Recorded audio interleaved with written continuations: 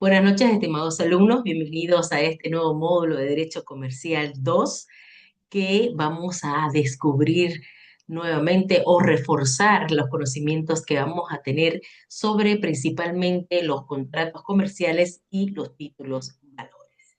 Nuestro proyecto socioformativo inicialmente, como ustedes van a poder ver en el título, denota los nuevos retos, ¿no?, futuros que vamos a tener con las nuevas implementaciones normativas o modificaciones que se hagan con las nuevas coyunturas, principalmente de la transabilidad comercial y civil, como han podido ver, digamos, a lo largo de este tiempo, y los nuevos retos a los cuales el derecho comercial se está a punto de presenciarse, ya tanto con las nuevas formas de transabilidad comercial como nuevas formas de pago, ¿no? Entonces, por eso nuestro título de nuestro proyecto socioafirmativo denota cuál es el futuro de este tipo de contratos comerciales, del uso de los títulos valores, enfrentados en una coyuntura, digamos, de mantener una tradición versus la innovación o la modernidad a la que a partir de la fecha, ¿no?, y que desde hace un bastante tiempo ya nos vemos inmersos en esta nueva forma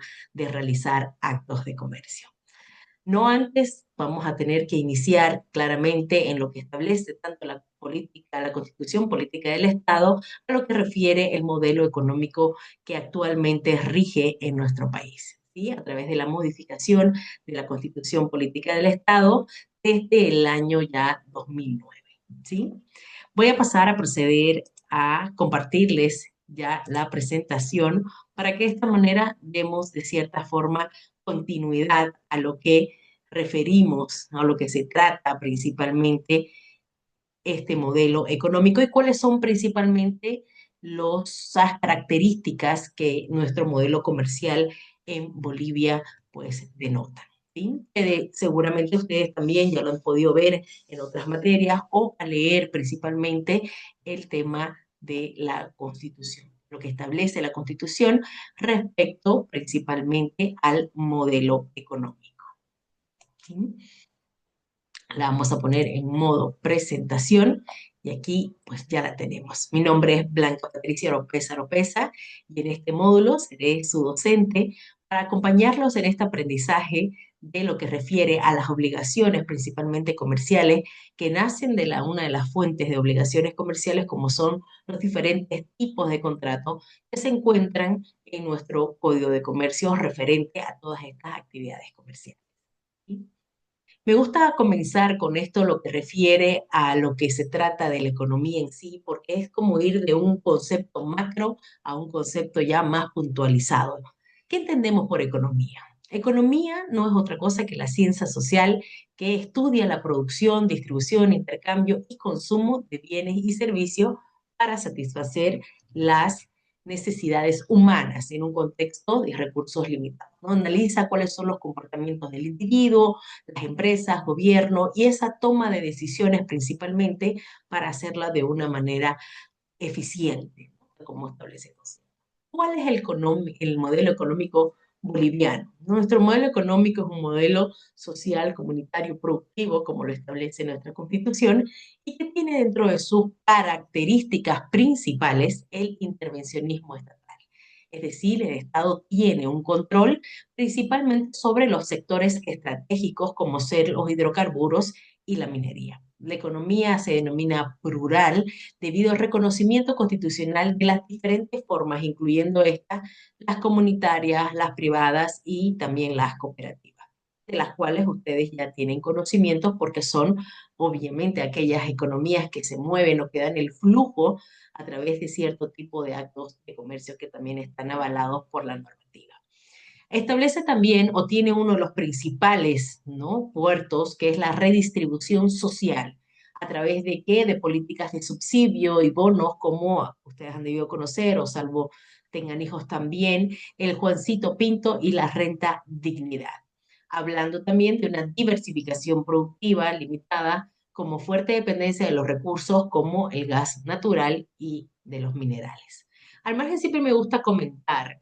Sé que tenemos a veces muchas críticas respecto a la implementación del modelo económico porque estamos en una coyuntura bastante compleja en nuestro país, pero en el caso de que nuestra formación como abogados es indispensable de manera previa entender un poco a qué se refiere este modelo económico en Bolivia y obviamente tener un criterio respecto a la ejecución del mismo y lo que nos ha llevado a este tipo de situaciones, ¿sí? El modelo económico de Bolivia es un modelo, como les dije anteriormente, económico, plural y comunitario, conocido como el modelo económico social, comunitario, productivo, que se basa en la priorización común del bien común, como establecen además los principios constitucionales, la redistribución de la riqueza y la industrialización como sustitución de importaciones. Lo que trata este modelo económico, o al menos lo que fomenta y establece en la normativa, es que el Estado debería priorizar acciones principalmente respecto a la industrialización para de esta manera generar mucho más recursos para el país, ¿sí? Este nuevo modelo, perdón, económico es social porque hace énfasis, podríamos decir, en resolver problemas sociales, ¿no? Que antes eran considerados como o problemas individuales, es decir, en cuanto le da mucha potencia al crecimiento conjunto y colaborativo para nuevas estrategias y nuevas políticas de desarrollo económico. Se establece comunitario porque no solo porque es objeto fundamental del bien común, el bienestar de todos, sino que también reconoce en esta modificación constitucional tanto las tradiciones como los valores de los pueblos indígenas originarios campesinos, reconociendo además cierto tipo de estructuras y movimientos económicos propios de estas comunidades para tratar de motivarlos, obviamente, a la modernización y a nuevas estructuras, por ejemplo, de nuevos ingresos, de nuevas formas, esas cooperativas de crecimiento conjunto que apoyen no solamente a pequeñas empresas que podían estar dentro de las comunidades, sino tener un efecto, digamos, comunitario, es decir, que en su conjunto puedan mejorar la condición de estos diferentes pueblos indígenas originarios campesinos. Considerado como productivo porque se puede pensar, bueno, tiene el lineamiento de resolver la pobreza o la extrema pobreza en la que vivía nuestro país de una manera digna, ¿no? Tratando de fomentar principalmente, como les decía, políticas de producción.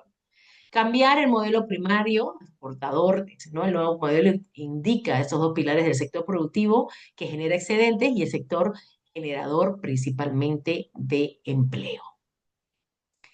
¿Cuál es el pluralismo económico? ¿No? Y estos son principales como características de nuestro modelo económico actual, porque reconoce y protege, uno de ellos, la economía comunitaria, la privada, la economía social y la economía pública. Es decir, reconoce estos tipos de formaciones de núcleos económicos. Establece una posibilidad de una prioridad para la redistribución de riqueza, prioriza la inversión pública y redistribución de excedentes, como lo habíamos visto antes, a través de bonos sociales, fomenta la industrialización y sustitución de importaciones, busca transformar la economía primaria hacia una economía industrializada y productiva, ¿no? Ustedes se preguntarán y seguramente esto nos hace cuestionar cuáles han sido aquellas políticas que han logrado de alguna forma pretender que se cumpla este principio, ¿no? De fomentar una industrialización.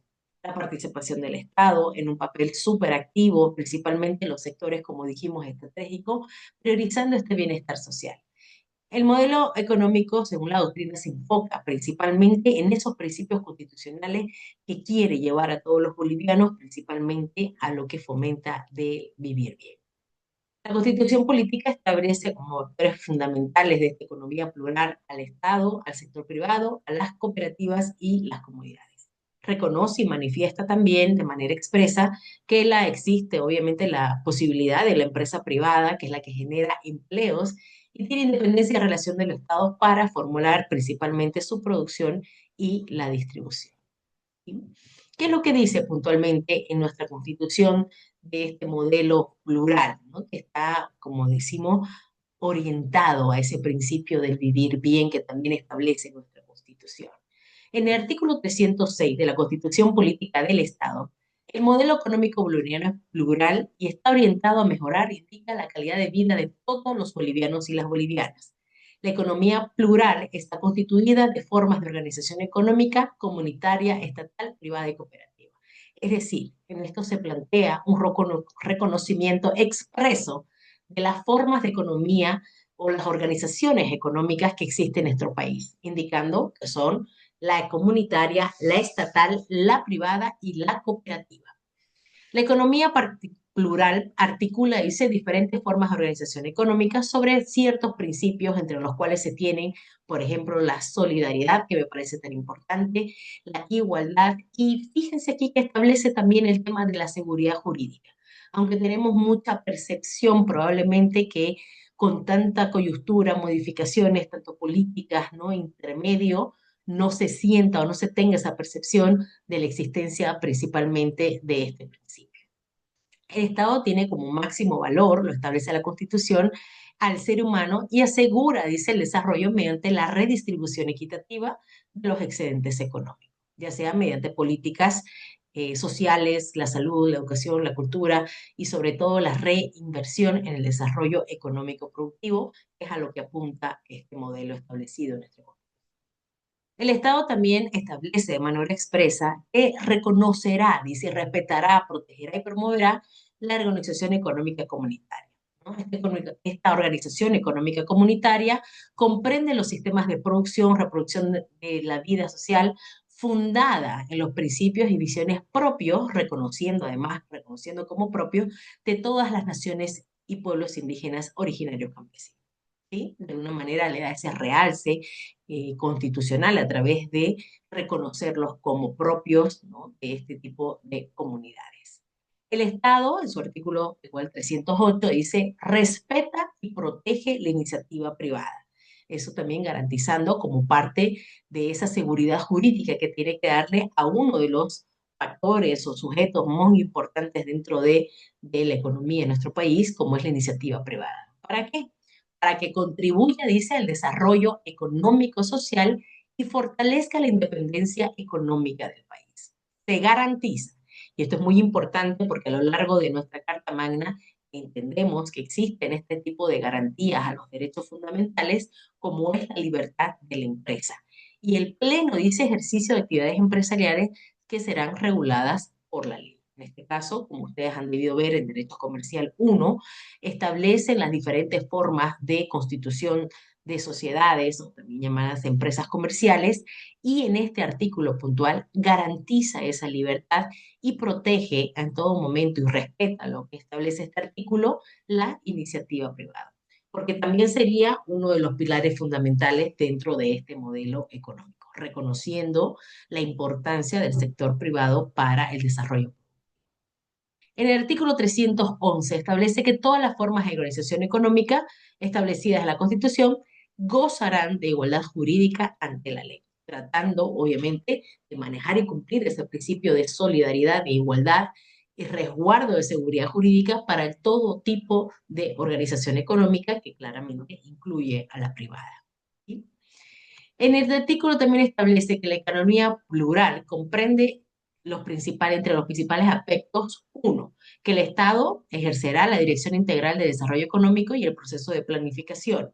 Dos, que los recursos naturales son de propiedad del pueblo boliviano y que serán administrados, obviamente, por un tema operativo y de ejecución de políticas por el Estado, ¿sí? A través de las diferentes entidades gubernamentales que tiene dentro de la estructura para cumplir este objetivo. La industrialización de los recursos naturales podrá superar, indica la dependencia, perdón, de la exportación de materias primas y tratar de lograr una economía en base a la producción. También indica que podrá intervenir en toda la cadena productiva, ¿no? De inicio a fin, de los sectores estratégicos. ¿Buscando qué? Garantizar el hecho de establecimiento, su abastecimiento para preservar la calidad de vida de los bolivianos, que es lo que apunta a este modelo económico, o por lo menos pretende de enaltecer a través de la mejora de la producción, pues una calidad de vida de todos los bolivianos. Tiene nuevamente y asegura lo que veíamos la iniciativa privada y su resguardo jurídico. Además que el Estado fomentará y promocionará el área comunitaria de la comunidad como alternativa solidaria al área rural y urbana. Como podemos establecer, tiene aspectos muy puntuales y bastante claros que se desarrollan y se establecen en la misma Constitución. En su artículo 314, el Estado prohíbe, dice, se prohíbe no el Estado, sino a través de la normativa, que queda prohibido el tema del monopolio y el oligopolio privado, así como cualquier otra forma de asociación o acuerdo de partes de personas naturales o jurídicas privadas, bolivianas o extranjeras, que pretendan el control y exclusividad en la producción y comercialización de los bienes y los servicios. Es decir, en nuestro país no está autorizado, ¿no?, que una empresa tenga actividades monopólicas, ¿no? En este caso, obviamente, desde un enfoque privado. Es decir, los monopolios privados no pueden existir en nuestro país. ¿Y cuáles serían entonces estas funciones principales que van a tener respecto a este modelo económico el Estado, ¿no? Una de ellas es conducir, dice, el proceso de planificación de planificación económica y social para la participación y consulta ciudadana, dirigir la economía y regular conforme a los principios que hemos visto con anterioridad, ejercer la dirección y control de los sectores estratégicos, que los recalga muchísimo, participar directamente de la economía mediante incentivos y producción de bienes y servicios. Que esto ya nos lleva a la visión o al concepto principal que tenemos de lo que ya conocemos como comercio, que es justamente ese intercambio, ¿no? Que lo que pretende fomentar estas actividades comerciales a través de maximizar, proteger, incentivar pues esta producción de bienes y servicios económicos y sociales, ¿sí? Promover, como otra de las funciones que tiene el Estado, promover la integración de las diferentes formas económicas de producción, ¿no? Promover prioritariamente la industrialización, que es lo que les decía, sería muy interesante que podamos debatir ya al respecto de cuál ha sido o cómo hemos sentido que se trató de cumplir este pilar fundamental que era la promoción de la industrialización de nuestros recursos, digamos, renovables y no renovables, ¿sí? Promover la política de distribución equitativa de las riquezas, lo que habíamos visto a través de los bonos, a través de los excedentes de las empresas públicas, determinar el monopolio estatal de las actividades productivas comerciales que considere, o sea, no cualquier actividad, sino aquellas que considere imprescindibles en el caso de necesidad pública. Formular periódicamente una participación y consulta ciudadana, el Plan General de Desarrollo, cuya ejecución es obligatoria para todas las formas de organización económica, gestionar recursos económicos para la investigación, asistencia técnica, transferencia de tecnología y promover actividades productivas y de industrialización. Es decir, no podríamos decir que trata de realzar en todo momento este modelo económico, que se trata de visualizar el tema de la industrialización y fomento a la producción en las diferentes formas de actividades económicas o de unidades económicas que reconoce. Y regular la actividad aeronáutica en el país, en el espacio aéreo. ¿Sí? Perdón, regular la actividad aeronáutica en el espacio aéreo del país. Ya con este enfoque que tenemos del modelo económico que se establece en nuestro país, nos da un poco la antesala para comprender cuáles serían las bases legales constitucionales en las cuales se mueve todo este llamado comercio, ¿sí? Como han debido, les digo, ratificar ese concepto de qué se refiere el comercio, qué es un acto de comercio, que ya vieron en su materia de derecho comercial uno como aquel intercambio de bienes y servicios a cambio de un valor que podríamos dar este concepto genérico de lo que se refiere, cuáles son estos actos de comercio avalados por el Código de Comercio y a través de esto, cuáles serían los contratos, que es lo que nos denota ver en este módulo, que se necesitarían para resguardar, para sentar las bases jurídicas de las obligaciones que van a nacer a raíz de estos contratos. Porque como veremos, no solamente en clase, sino también en el material de apoyo que ustedes van a poder leer, vamos a tener los contratos como aquella fuente, origen de las obligaciones mercantiles. Y este mundo maravilloso que nosotros como abogados realmente tenemos el reto de implementar con estas nuevas innovaciones y estos nuevos requerimientos que van a venir de estos actos de comercio, nos va a permitir entender si la estructura contractual que tenemos a la fecha realmente está adecuada a esta nueva forma de transabilidad que existe en el comercio actual en Bolivia, ¿sí? Y si estamos listos y preparados para mantener una seguridad jurídica conforme lo establece la norma, pero incorporando también esos nuevos formas, de innovación contractual a las cuales tenemos que estar abiertos. Entonces, teniendo en claro cuáles son aquellos principios, fomento a la industrialización, mayor productividad, la garantía a la iniciativa privada, como vamos a ver igual en tema de las empresas fintech, ¿no? Que van a tener un rol bastante significativo en esta trazabilidad, como lo vamos a ver dentro del flujo productivo de un acto de comercio, estamos listos y asentados. Pero entender el modelo económico nos va a permitir hacer ese análisis crítico de si los contratos mercantiles estarían ya listos, por decirlo de alguna manera, o nosotros como profesionales estaríamos listos para proceder a esta adecuación sin dejar de garantizar la seguridad jurídica del objeto del contrato que se tenga, tanto como las obligaciones que puedan generarse entre las partes. ¿Cuáles son aquellos contratos, por lo tanto, que son los más utilizados en el mercado de los bienes y servicios? ¿No? A través también tocaremos temas de lo que refiere a la libertad contractual y ustedes lo van a poder ver también en las diapositivas que tienen de apoyo y fomentar a esa necesidad que tenemos ahora como profesionales abogados de entender a trasfondo cuál es esa necesidad de estructura de estos nuevos tipos de contratos que se requieren. ¿Que ya están establecidos en nuestro Código de Comercio? Sí, pero ¿cuál van a ser aquellos retos de innovación a los que van a estar asumidos? Pero antes de comenzar con los retos, vamos a ver principalmente qué es lo que dice la norma respecto a la estructura contractual. ¿Sí? En nuestro artículo del libro tercero establece dentro del derecho comercial todo lo que se refiere a los temas de los contratos y las obligaciones comerciales, ¿sí? Y habla en su primer título de las obligaciones en general, estableciendo que dice que se aplica supletoriamente a los negocios comerciales los principios y normas de contratos y obligaciones, así como la prueba de regulados respectivo al Código Civil y Código Procedimiento Civil. Entonces, en este nuevo título nos da, obviamente, la posibilidad de utilizar supletoriamente a cualquier estructura contractual que establezca el Código de Comercio al Código Civil. ¿Sí? Uno de los principales aspectos que debemos tocar antes de entrar a los tipos de contrato claramente refiere a lo que se habla de la libertad contractual, en qué consiste y principalmente cuál es su factor, ¿no? Que suma, en este caso, al momento de estructurar este tipo de contratos mercantiles. La libertad contractual, que está consagrada en el 454 de nuestro Código Civil, indica que permite estructurar contratos mercantiles idóneos para regular las integraciones económicas propias de la distribución comercial, permitiendo maximizar los beneficios de las partes integradas en torno a un mismo negocio mediante la reducción de costes, especialización y las economías de escala. ¿Sí? Entonces, que son situaciones que además son sujeto de análisis al momento de realizar la contratación. ¿Sí?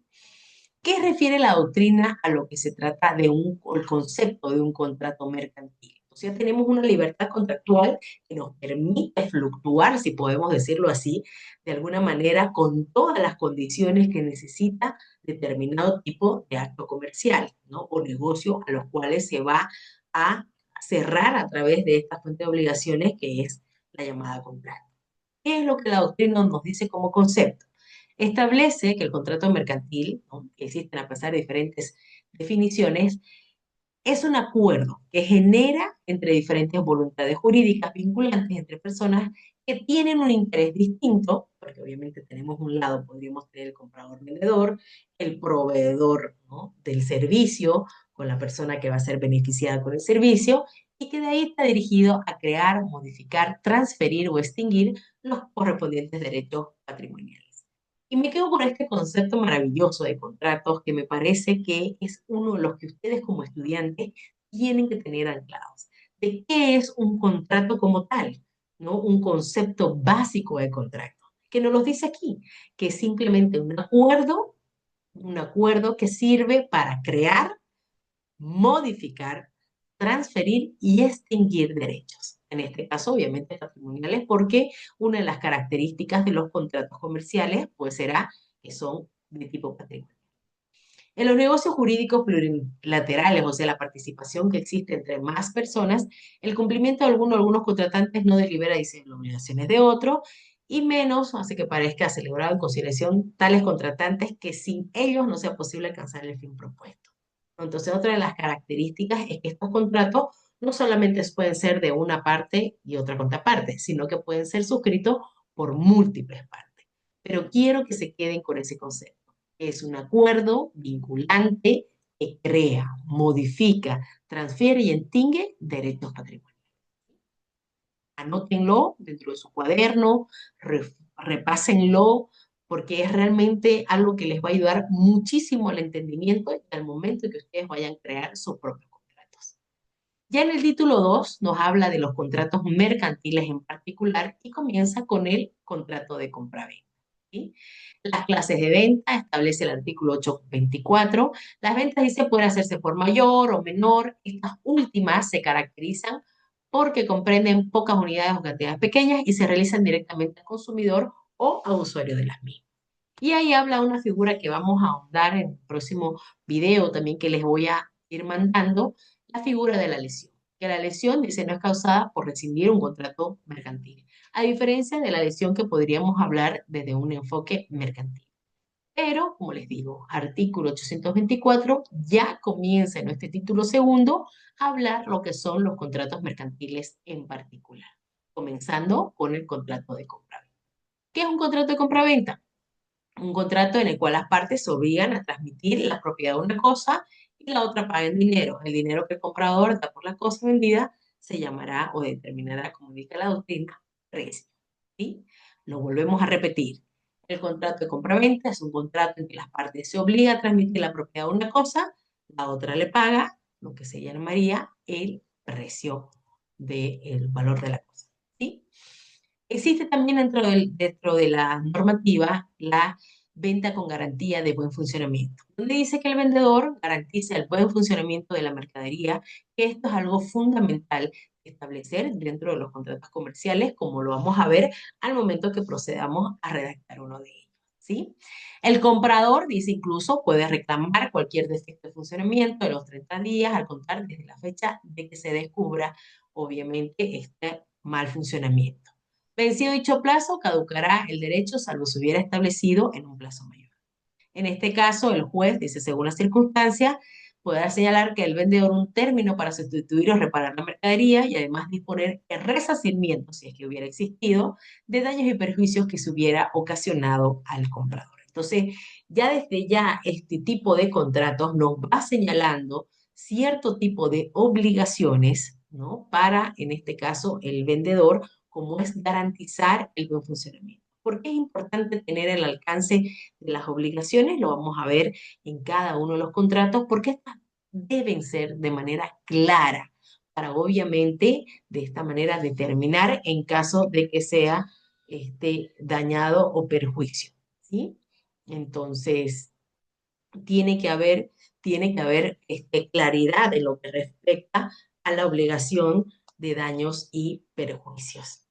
Principalmente tenemos entonces nuestro contrato de compraventa, en los cuales tenemos que considerar eh, cuáles son las obligaciones principalmente del comprador y del vendedor, ¿sí? Entonces ya nos va diciendo que, por ejemplo, el incumplimiento de este tipo de obligaciones podría generar tanto resarcimiento de daño por parte de los daños que se hubieran causado, en este caso, al comprador.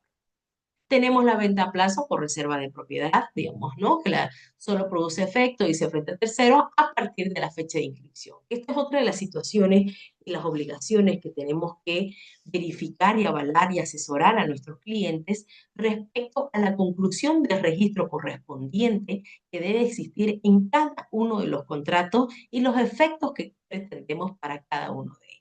¿Sí?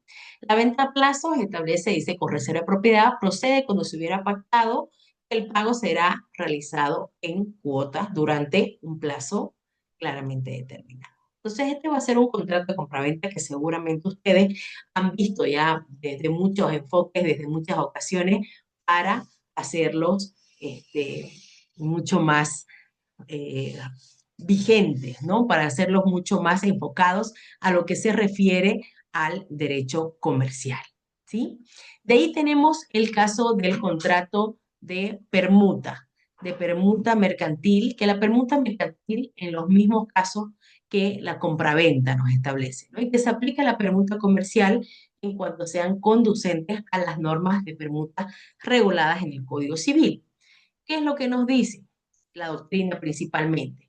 El contrato mercantil dice que es un acuerdo para intercambiar bienes o derechos donde la contraprestación no es dinero, sino otro bien u otro derecho. ¿Sí? Entonces, el contrato de permuta lo que nos permite es, en este caso, el intercambio. A diferencia del contrato de compraventa, no hay un pago de un precio, ¿no? Sino que es un intercambio, ya sea de bienes o de derechos. ¿Cuáles son las características de este contrato de permuta principalmente en Bolivia? El intercambio de bienes o derechos, como lo habíamos dicho anteriormente, la bilateralidad, la propiedad, obviamente se transfiere el derecho de propiedad en los bienes objetos del contrato, las obligaciones deben ser recíprocas y obviamente la base legal, ¿no? Donde se establece que el Código Civil también determina, digamos, ciertas obligaciones y la estructura de este tipo de contrato que podríamos establecer también desde el enfoque comercial. ¿Cuáles son los aspectos que deberíamos considerar? Valor de los bienes, garantía de la propiedad, vicios ocultos, los cuales vamos a ver, ¿no? Que tienen que tener la obligación de responder también el preguntante en los bienes o un tercero, bueno, que puede venir a reclamar, en este caso, la propiedad. Y los aspectos tributarios, que no son menores, tenemos como la consideración como ventas, como para los efectos, y la base imponible a las cuales vamos a referir. Y estos son los artículos en los cuales nosotros podemos evidenciar tanto la estructura como lo que establece, ¿no? La principal noción de lo que se trata el contrato de permuta, que sería la permuta, un contrato por el cual transfieren recíprocamente la propiedad de cosas o intercambian cierto tipo de derechos, ¿sí? En este caso establece la evicción, ¿no? Que es un artículo bastante importante que también existe en la compraventa, como lo vamos a ver.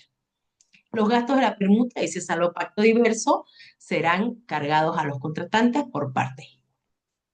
De ahí tenemos otro tipo de contratos, como también habla nuestro Código de Comercio, como lo veremos, que son el contrato, por ejemplo, de depósito, cuando se hacen almacenes generales de depósito, ¿sí? Y en uno de los más importantes, lo que tenemos acá, que es el contrato de suministro. Un contrato de suministro está considerado como uno de los principales contratos mercantiles, en los cuales, digamos, lo que establece en su prioridad es que una de las partes, ¿no? Proporciona un bien material o servicio a otra a cambio de una prestación o pago.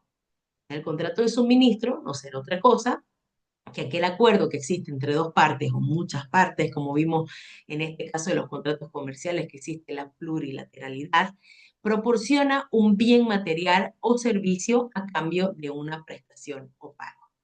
La función de este documento es formalizar las directrices de dicha relación, es decir, fijar términos y condiciones para el intercambio comercial entre las partes, que veremos también a detalle cómo se vamos a estructurar y cuáles son aquellas cláusulas indispensables que un contrato de suministro debería tener. Y eso es importantísimo también y quisiera que vayan investigando cuáles empresas, por ejemplo, en Bolivia, van o se manejan dentro de este tipo de contratos de suministro o cuáles empresas tienen como objeto el suministro de bienes en Santa Cruz o ya sea en Bolivia que conozcan alguno.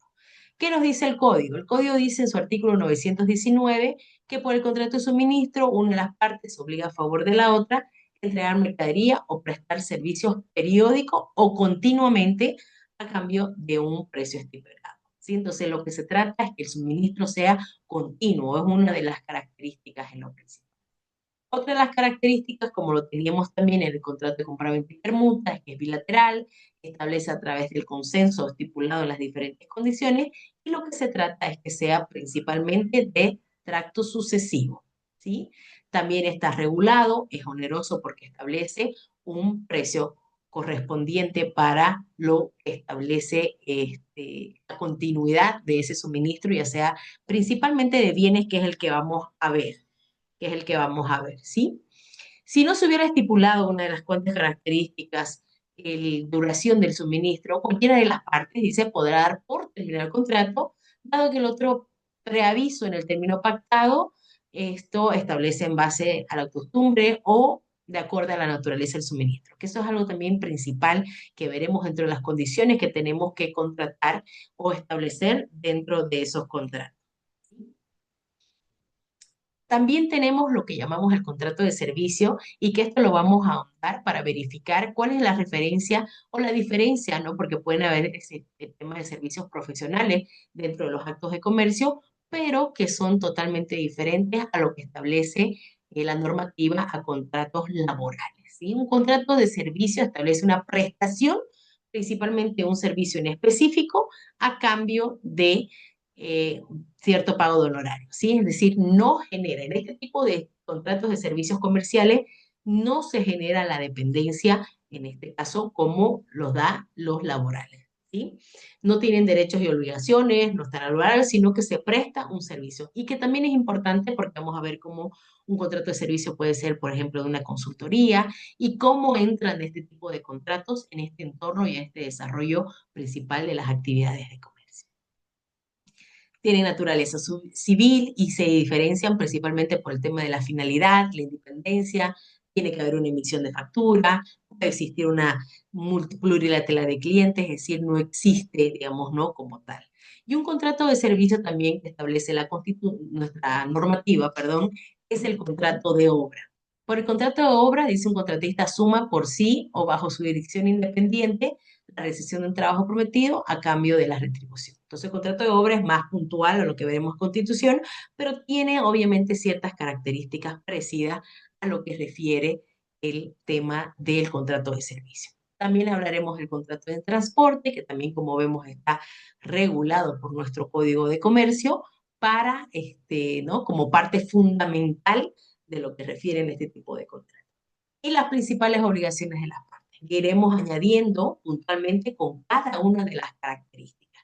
Una de ellas, la forma de expresar la voluntad, la presunción de solidaridad, lo que nos establece, la firma y las condiciones. Entonces, estas principales obligaciones de las partes es lo que nos haremos un cuadro principalmente comparativo para que a lo largo de estas fuentes de obligaciones entendamos de manera clara cuáles son las normas aplicables de manera genérica versus a las condiciones específicas que cada uno de este tipo de contratos debería tener. ¿No? No hay contrato, hay un contrato en lo que establece las principales, dos más personas ponen de acuerdo, constituir, modificar y extinguir, lo que habíamos inicialmente, y lo principal que vamos a avanzar en esta primera semana será en tratar de descubrir cuáles serían las características y los beneficios principales que cada una de estas relaciones de comercio tienen para cada uno de estos tipos de acuerdos, ¿no? Ya sea de suministro, ya sea de servicio, ya sea de transporte, ¿no? Ya sea a través de la compraventa o principalmente de la permuta. Gracias.